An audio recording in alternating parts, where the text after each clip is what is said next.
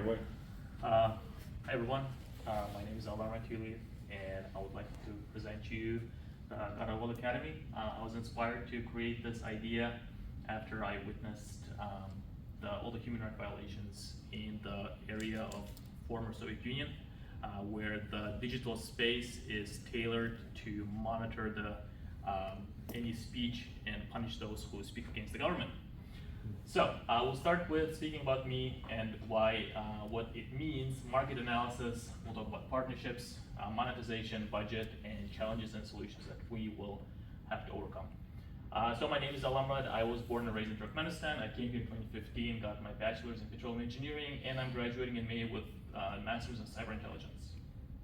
So Gara Gol itself, from Turkmen, translates as black signature. However, if you put those words together, it translates as rascal.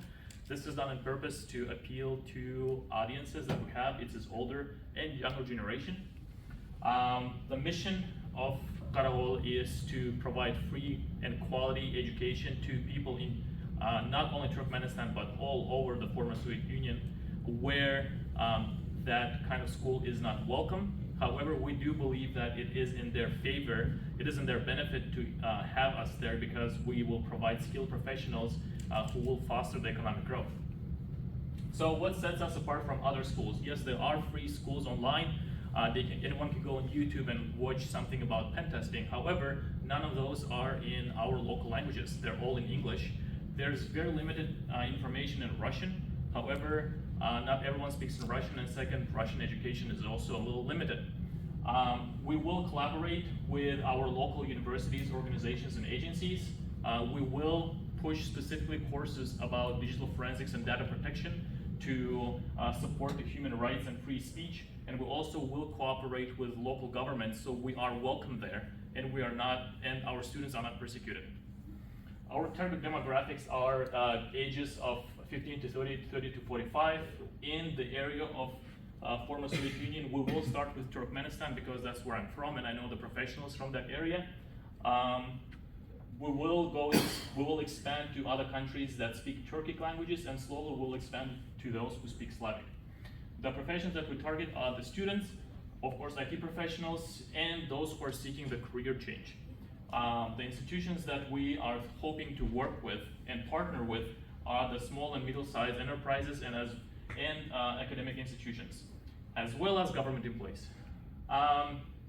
To reach our audiences, in Turkmenistan, for example, Facebook and Twitter are restricted. However, people access Instagram, younger generation, so we will focus Instagram, and the older generation uses email, which we'll use to advertise our school and push our content. Although the Twitter is restricted, we will provide our updates and news on Twitter to provide our international partners and sponsors with some updates on what's going on. And finally, most of our content will be on YouTube, because we believe that the education and the content that we create should be available for everyone, and they don't have to sign up for our platform. The strategy is, it starts with the heavy marketing push, which we will use all the social media that we described in the previous slide, and once we have some sort of brand recognition, we will start working with the partners, hoping to have them purchase our services, which would be, in this case, certifications, consulting, and as they pay us, we will be able to pay our staff to provide free education. So the budget for the first year, we are thinking to spend about $35,000 on marketing, $25,000 on platform development, which will include the logo, the website itself, and all the fees with it. And finally, $10,000 would go to the content creation, because those would be the major fees would be translations, because like I said, there is it would almost impossible to translate cybersecurity to the language where it doesn't exist.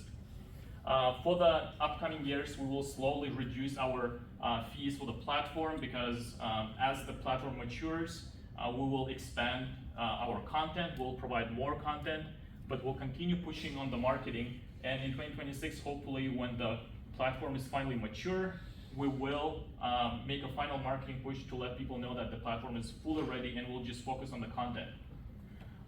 The challenges that we are expecting are the lack of professionals. There are no experts in cybersecurity, at least they're limited in our area. So to tackle that, we are working currently with cybersecurity experts from Ukraine because they have strong community there.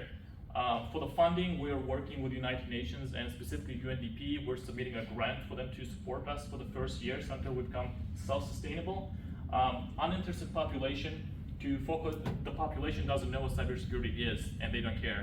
They're okay with the government seeing what they're posting because that's the mentality that we grew up with. So for that, we are hiring animators and content creators, storytellers, and we're gonna make sure that our content is in a story mode instead of just boring chapters. 1 minute left. And finally, for the censorship, because we'll face that, for the question that we'll have to answer is, whom are you protecting yourself from?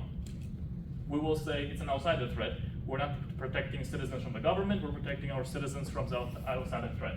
And we are helping people to get new jobs, and that's the goal. And finally, we will be following all the local governments and regulations. Thank you.